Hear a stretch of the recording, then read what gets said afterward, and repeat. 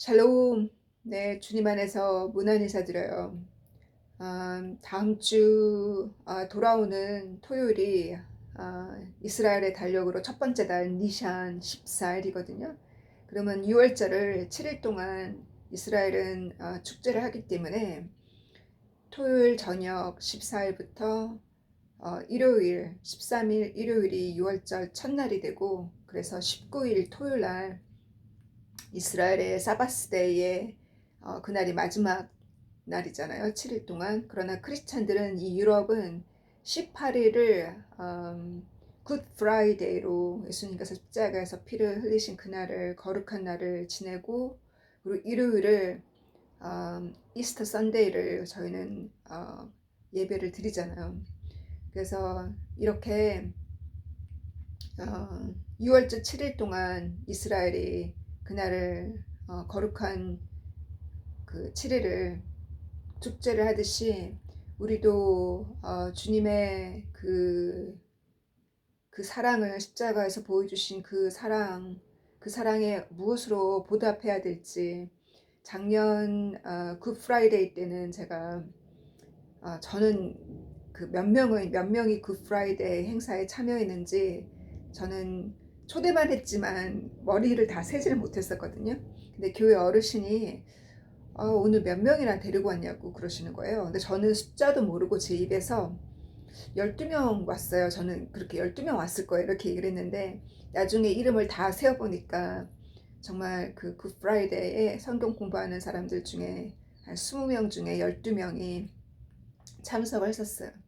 이번 굿 프라이데이는 과연 누가 새로운 얼굴로 새롭게 성경 공부에 조인한 누가 또 방문하게 될지, 어, 주님의 성경 공부에 초대가 되어야 될지 궁금하고, 또 주님께 감사를 어떻게 주님께 감사를 드릴까.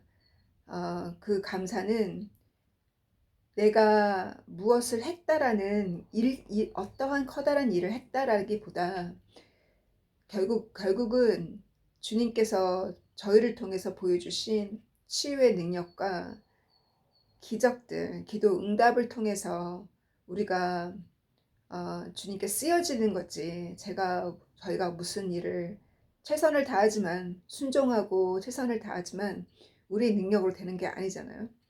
그래서 그 베드로와 요한의 성향을 보면, 예수님께서 먼저 부활하셨을 때 가장 먼저 메리에게 나타나셨을 때 메리가 그 소식을 전했잖아요. 그 소식을 듣고 무덤으로 달려갔던 그 베드로와 요한의 성향을 보면, 요한이 달리기가 빨랐어요. 그래서 요한이 먼저 무덤에 도착했지만 안으로 들어가지 않았거든요. 베드로가 먼저 안으로 들어갔어요. 그 사도행전의 그 1장부터 9장까지인가 는 베드로와 요한의 어떤 그 두 사도의 어떤 역사가 기록되어 있다면, 그 다음부터는 사도 바울의 내용이 기록되어 있잖아요. 그 누가가 쓴 거죠. 누가복음을 썼던. 그래서 그 설교를 보면 베드로의 설교와 사도 바울의 설교가 사도행전에 기록되어 있지, 요한의 설교는 기록되어 있지 않아요. 그래서 요한은 항상 베드로를 이렇게 서포트했어요. 베드로가 항상 앞에 서도록 무덤에도 먼저 들어가고, 항상 설교도 사도행전의 설교도 군중 앞에 사는 그 펜타코스트 설교도 앞에서 하도록 항상 요한은 뒤에서 서포트를 했어요. 예수님께서 요한에게 특별한 사랑을 보이셨잖아요. 그래서 요한 스스로가 자기 이름을 요한이라 부르지 않고, 요한복음에 보면 항상 주님의 특별한 사랑을 받은 자라고 스스로를 그렇게 표현했는데, 베드로가 예수님과 마지막 그 대화를 하는 그 내용을 요한복음 마지막 장에 보면, 예수님이 베드로의 운명을 십자가에서 순교하리라는 그 운명을 베드로에게 알려주셨을 때, 베드로는 요한의 운명이 궁금했어요. 그러면 요한에게는 어떤 일이 생기냐고. 그랬을 때 예수님께서 그거는 너의 비즈니스가 아니라고 그러셨잖아요. 우리 각자 부른 그 부름의 그 사역이 다 다르고 또 무엇으로 어떻게 영광을 돌릴지가 다 달라요. 그래서 베드로는 항상 그 리더 역할을 했고, 그러나 그 요한은 항상 베드로를 서포트했지만, 베드로가 먼저 사도 바울과 베드로와 많은 그 사도들이 AD 67년에 성전이 불타기 전에 많이 거의 대부분이 순교를 했어요. 그러나 요한은 마지막까지 예수님이 순교하지 않고 마지막까지 복음을 전하고 그 에베소를 중심으로 해서 교회를, 이 유럽의 교회를 설립하도록 요한에게 그 사명을 주셨잖아요. 그래서 항상 그 성격이 내성적이고 앞에 서는 거 별로 좋아하지 않고 뒤에서 서포트하고 그렇게 그러한 성향으로 간다 할지라도 주님이 결국은 그 성향대로 주님은 영광을 받으셨고 요한을 그렇게 사용하셨어요. 요한은 항상 어떤 교회 리더가 아니었거든요. 요한과 열심히 교회를 개척했던 그 폴리캅의 그 기록을 보면, 폴리캅이 요한과 거의 20년 동안 같이 교회를 설립했는데, 그 기록에 보면은 어떤 그 비숍이나 이리니우스는 폴리캅의 제자인 이리니우스는 비숍이었지만 어떤 교회 비숍이나 리더가 되길 원치 않았고, 항상 요한은 그 심어놓은 교회들을 방문하고 어떤 그런 내적인 영적인 관리를 했던 것 같아요.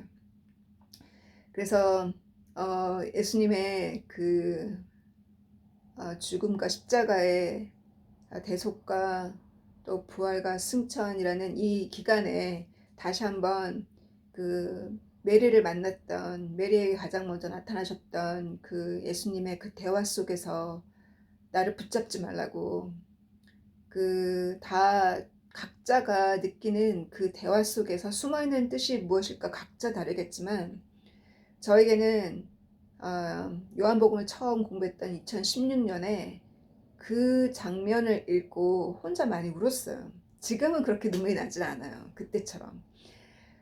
그때 왜 그렇게 눈물을 많이 흘렸냐면, 주님과 주님이 육체로 청년의 모습으로, 친구의 모습으로 3년 동안 그들과 시간을 같이 보냈던 예수님께서 육체적으로는 떠났잖아요. 육체적으로는 떠났고, 이제는 메리가 예수님이 육체적으로 옆에 없고 그 형제 자매들과 같이 그 남은 인생을 육신이 없는 예수님이 옆에, 육으로 옆에 없는 그 예수님을 영으로 섬기면서 가는 그 노정, 새로운 노정이 그 우리가 교회에서 또 어떤 형제 자매님과 같이 일하기 때문에 외로움을 덜 타요. 교회에서 일하게 되면. 근데 노방정도를 나가거나 다른 사역을 맡아서 개척을 나가게 될 때는 사실은 굉장히 외롭거든요. 옆에 동료들이 없기 때문에. 그래서 그러한 그 저의 노정을 돌아볼 때 더 이상 어떤 교회 사역이 아니라 이것이 내가 해야 될 어떤 외로운 노정을 가야 되는 그 저 자신의 사역이 보이는 거예요. 그래서 그 요한에게 준 사명이 다르고 베드로에게 준 사명이 다르고 또 메리 막달린에게 준 사명이 다르듯이 그와 같은 길을 주님이 가라고 하시기 때문에 그때 많이 울었던 것 같아요. 그랬는데 이제 거의 9년이라는 사역 속에서 노방전도와 가르치는 이 사역 속에서 한 명, 두 명 서고 이제 사람이 주변에 일단 모여라 그러면 14명 정도는 모이니까 덜 외로운 것 같아요. 그래서 덜 외롭다고 해서 주님을 덜 붙잡고 덜 사랑하게 될까봐 그것이 걱정인 거지. 이제는 그 9년 전에 어, 홀로 가야 될 이 길이 주님과 같이 가는 거지만 동역자 없이 홀로 가는 그 길이 외로웠기 때문에 많이 울었던 것 같아요. 그리고 예수님께서도 그 부자 청년과 두 제자가 예수님께 왔을 때 예수님이 여우도 굴이 있고 새들도 둥지가 없는데 나는 머리 둘 데가 없다는 그 구절을 읽고도 많이 울었어요. 12제자를 이미 다 세워서 12제자가 옆에 있음에도 불구하고 예수님이 그 영적인 대화가 되지 않으니까 그렇게 말씀하셨다 생각하거든요. 옆에 사람이 있어도 영적인 대화가 되지 않기 때문에 그, 그 영의 세계를 아는 자가 없기 때문에 그거를 나눌 수 없는 사람이 나눌 수 있는 대상이 없기 때문에 그 예수님 외로웠던 거 아니겠어요? 예수님의 그 마음을 헤아리는 자가 없으니 나중에 제자들이 많이 성장했지만 그 이후로는 이렇게 주님을 어, 메시아라고 고백했던 베드로도 두려움 속에 예수님을 3번 부인했고 메리와 마르다도 예수님이 부활에 대해서 가르쳤을 때 예수님 앞에 신앙 고백을 했잖아요. 마르다가 당신은 하나님의 아들이요 메시아임을 믿는다고 그렇게 고백했던 마르다도 어, 나중에 그 뒤에 그 내용에 보면 십자가 앞에서 있었던 여인들의 이름 속에 마르다가 빠져 있잖아요.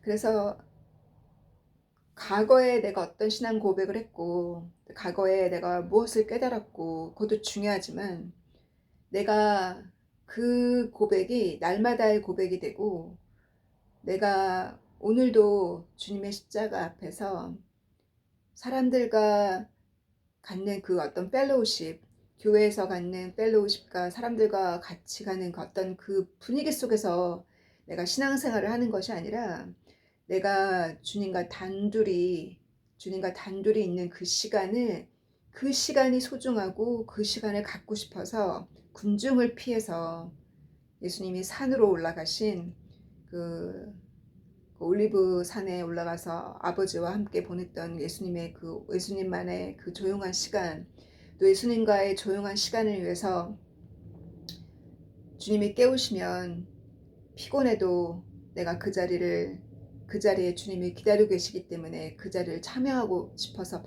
잠자리를 박차고 나와야 되는 어떤 그러한 잠을 희생하는 어떤 주님을 만나고 싶은 그와 같은 날마다의 그런 노력이 없다면 주님을 군중 속에 사랑하게 되고 또 동역자들 틈에서 분위기 속에서 신앙생활을 하게 되는 것 같아요. 그래서 그 다시 한번 요한의 성향과 또 내가 나에게 부르신 사명이 무엇인지 다시 한번 돌아보고 예수님이 메리에게 예수님을 붙들려고 했던 메리에게 나를 붙들지 말고 도리어 메리에게 사명을 주셨잖아요. 내 형제들에게 가서 내가 부활했음을 살아났음을 얘기하라고. 그것이 메리의 새로운 포커스가 되었어요. 과거는 예수님 옆에서 예수님 시중 들고 예수님께 항유를 부으면서 예수님의 그 죽음을 장례식을 준비했던 그 메리가 옆에서 수발 들었던 늘 옆에서 예수님 발밑에서 말씀을 들었던 메리가 이제는 그 형제들에게 가서 얘기하라는 그 사명이 메리의 새로운 포커스가 되었잖아요. 그래서 그 예수님을 사랑하니까 예수님과 1대1로 많은 시간을 보냈다가 그 시간이 이제 좀 점점 줄어들고 이제는 사람들에게 전해야 되는 그 사명을 받게 됐잖아요. 우리가 성장하고 나면. 그래서 그렇게 열심히 그 형제들에게 그 기쁜 소식을 메리가 전하면서 남은 인생을 그렇게 보냈으라고 저는 상상이 되어져요. 주님은 모두가 다 모두가 다 목사가 되는 것이 아니고, 모두가 다 노방 전도자가 되는 게 아니고, 모두가 다 성경을 가르치는 자가 되는 게 아니잖아요. 모두가 다 깨달음의 그 깊이와 넓이가 다 다르고 성향이 다 다르기 때문에, 그러나 주님과의 어떤 그 일체되는 관계성은 우리 모두가 갖기를 주님 원하시잖아요. 왜냐하면 그 색깔이 있는 뭐 색안경이 있잖아요. 색안경이 있으면 그 색안경을 통해서 빛이 들어오면 그 빛의 색깔이 다 다르잖아요. 노란색 안경을 끼고 있으면 노란빛이 나가고, 초록색 안경을 끼고 있으면 초록색 빛으로 보이는 것처럼, 주님은 태양이시고, 저는 그렇게 해석되어져요. 주님은 태양이시고, 주님은 창조주 신이시고, 주님은 우리를 비추시는 그 빛이에요. 빛인데, 우리의 성향과 우리의 성격과 우리의 어떤 그 우리 영혼의 성향이 다 다르잖아요. 그래서 우리를 비칠 때 내 성향이 초록색이면 초록색으로 이렇게 비치는 거. 마치 내가 초록색으로 반짝반짝거리는 보석이 되고, 내가 만약에 그 깊은 바다의 푸른빛의 성향이면 그 푸른빛의 성향에 따라서 주님이 태양을 비추셨을 때 그 보석이 푸른빛이 되는 거예요. 그래서 저에게는 그렇게 해석되어지거든요. 우리 모두가 주님이 보석같이 반짝거리도록 그 빛을 비추시는 분이시고, 우리 모두가 성향과 빛이 다 다르다는 거. 그래서 모두가 다 목회자가 되는 게 아니라는 거. 그래서 그것을 부러워하지도 말고, 또 목회자가 됐다고 해서 자랑할 것도 없고, 왜냐하면 그것이 우리 각자 부르심의 그 콜링이 다 다르기 때문에. 그래서 요셉은 목회자가 아니었어요. 정치인이었고, 요셉은 비즈니스맨이었어요. 그렇잖아요. 비즈니스적인 마인드가 없었더라면 정치인으로서 어떻게 그렇게 모든 곡식을, 물론 주님이 계시를 주셔서 그렇게 했지만, 그 곡물을 거저 백성들에게 기근 들었을 때 거저 주지 않고 그걸 다 팔아서 줬어요. 그래서 모든 금은보화와 그 돈과, 그다음에 돈이 다 떨어지니 기근이 7년 동안 갔으니 나중에는 집을 팔아야 되고 전토를 팔아야 되고, 그래서 전토가 다 국가 것이 되었잖아요. 마치 공산주의처럼 국가 것이 되었다가 그 국가의 땅을 전세로, 제가 설명했죠. 전세가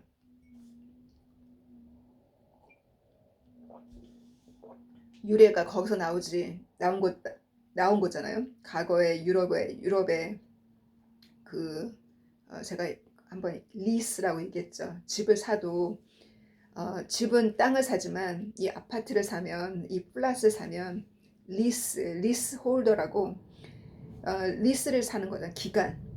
그래서 땅을 산 게 아니라, 집을 샀지만 땅을 산 것이 아니라 리스, 그 기간을 산 거잖아. 100년을 사고 또는 70년을 사고 한 세대를 사는 거잖아요. 그래서 그렇게 국가에서 그 모든 땅이 국가 것이 되니까 그 땅을 사다가 곡물을 심을 수 있게 했고, 그 곡물을 심으면 20%를 5분의 1을 국가에 세금으로 내라고. 그것이 세금의 가장 큰 오리지널 원조였잖아요. 그래서 요셉은 정말 그 비즈니스 마인드가 있었고, 비즈니스를 잘했고, 또 그것을 정치에 어플라이했고, 그 들어왔던 모든 그 금보화와 그 모든 돈들을 다 숨겨서 자기 후손들에게, 이스라엘 후손들에게 다 유산으로 남겼잖아요. 그래서 그것이 하나님은 그렇게 가난 가운데 고통 가운데 하나님은 주고자 선물을 다 그렇게 준비하고 계셨고, 요셉의 그런 지혜와 실력으로 인해서 요셉을 통해서 바로 왕이 전도가 되었잖아요. 그 너의 하나님을 내가 찬양한다고. 그래서 바로가 그렇게 그 이스라엘의 하나님, 요셉의 하나님을 존경하게 되고, 또 다니엘로 말미암아서, 다니엘은 정치인이었잖아요. 처음에는 포로로 끌려갔지만 그 다니엘이 하나님이 주신 계시의 능력과 계시를 푸는, 꿈을 푸는 능력을 주셨기 때문에, 다니엘 때문에, 선지자 다니엘 때문에 그 바벨론 왕 느부갓네살 왕이 하나님을, 다니엘의 하나님을 받아들이고 유대 종교로 전환을 했잖아요. 그래서 이렇게 그 당시 유대인들의 그 선지자들과 유대인들의 그 지혜로 말미암아서 그 주변에 다니엘로 인해서 느부갓네살 왕이 전도가 되고, 또 바벨론이 멸망하고 페르시아가 다스렸을 때, 다니엘서는 처음 부분은 바벨론 왕 느부갓네살 왕과 그 왕의 아들이 죽고, 느부갓네살 아들이 죽고, 이 아들의 아내가 있잖아요. 그 아내의 새로운 남편, 그 남편이 두 번째 왕이 되고, 그리고 또 그 자기 아들의 아들, 손자가, 또 그 손자까지 내용이, 그들의 내용이 앞에 나와 있고, 그리고 나서 그 페르시아 왕의 첫 번째 사이러스 왕과, 그다음에 페르시아는 두 개의 왕이 있어요. 다니엘이 그 동물을 보았을 때 두 개의 뿔을 보았잖아요. 그래서 그 페르시아는 두 개의 나라이기 때문에 한 명의 왕은 사이러스 왕이고, 두 번째 왕은 미디아의 왕은 두로였어요. 그래서 이렇게 그들의 왕들도 다니엘로 인해서 결국은 그 두로, 하나님께서 계시를 주셨고 명령을 하셨기 때문에 페르시아 왕들이 이스라엘 사람들에게 너희 땅으로 가서 한국 성경은 두로라고 나와 있죠. 맞나요? 한국 성경을 제가 이제 요즘 많이 안 읽어서, 다리우스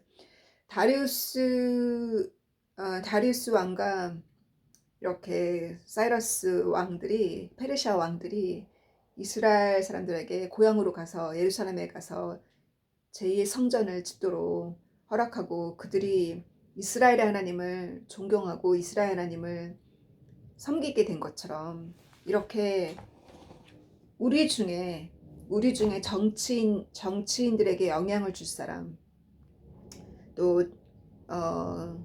비즈니스 잘하시는 그 비즈니스계에서, 그 계열에서 영향을 주는 사람, 법률 쪽에서 하나님의 사람으로 인해서 전도의 문이 열릴 수 있도록, 이렇게 하나님께서 각 구석구석으로 과거에 요셉을 이용하셨고 다니엘을 이용하셨고, 그렇게 그 구석구석에 그 나라에, 다른 나라에 복음이 들어간 것처럼 우리를 그렇게 주님은 사용하고 계세요.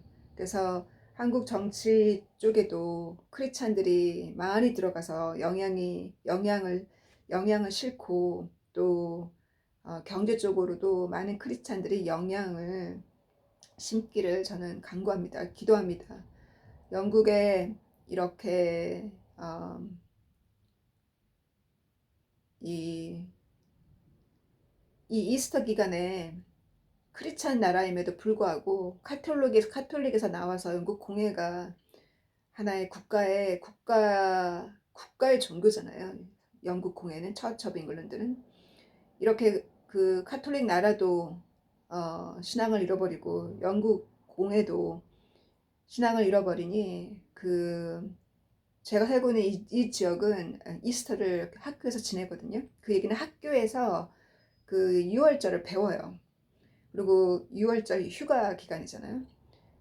그래서 학교에서 그 학생들을 교회로 보내서 그 공부하게 하거든요. 6월절 크리스마스 때도 그렇고. 근데 요즘에 어떤 뉴스가 뜨냐면 학교에서 6월절을 캔슬한 거예요. 그래서 지금 크리스찬들의 데모가 캔슬된 그 학교 교장을 향해서 데모가 일어나고 있는 것을 많이 보게 되었어요. 그리고 런던 시내에서는 노방전도를 못하게 금지를 하거든요.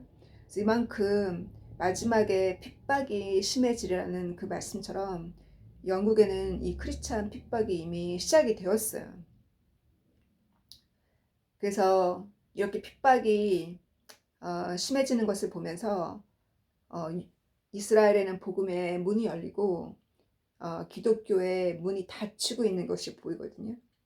그래서 이 크리스찬들의 문은 닫히고 이스라엘의 문은 열리고 또 이 모든 대재앙과 태양으로 인한 세계적인 재앙과 산불과 지진과 볼케노와 이 모든 경제적인 어려움과 이런 속에서 이방인들이 교회는 점점 닫히고 문이 닫히고 어, 교회는 점점 줄어들고 그러지만 도리어 이방인들이 동방 박사들이 그 별들을 관측하고 베들레헴에 그 왕을 경배하러 베들레헴으로 왔던 그 동방 박사처럼 이 태양을 연구하는 자들이나 이 모든 천재지변을 통해서 이방인들이 주의 이름을 부르는 마지막 때가 되리라고 믿어요. 마지막 때. 그래서 마지막 때는 교회 바깥에서 많은 출수가 이루어지리라 믿고 그 교회 바깥에 출수를 위해서 주님이 저를 사용한다고 생각하거든요. 우리 각자가 다 주님이 부르시는 그 사명이 다 다르기 때문에 누가 크다, 누가 앞에 있다라고 말할 수 없는 거예요. 그래서 주님은 그 성향대로 누구는 초록색 보석, 누구는 주황색 보석, 누구는 파란색 그 성향대로 주님이 빛을 비출 때 그 빛의 성향대로 그 빛이 화려하게 빛날 때 정치인 누부갓네살 왕 같은 사람과 또 페르시아 왕들이 또 요셉처럼 바로 왕이 이렇게 죽게 이스라엘의 하나님을 믿게 되는 것처럼 그와 같은 역사가 우리 자녀들을 통해서 학교에 친구들과 학교의 선생님들과 또 우리를 통해서 그와 같은 주님이 이 마지막에 신비로운 일을 행하시기를 정말 간구합니다. 그것을 여러분과 함께 나누고 싶었고요. 내 안에 들보를 먼저 보라는 주님이 이 메시지를 주신 이후로 제가 꽃이 피고 열매를 맺어야 되는데도 그러지 못한 자들을 위해서 제가 겸손한 마음으로 정말 진실로 그들을 위해서 기도를 하기 시작했거든요.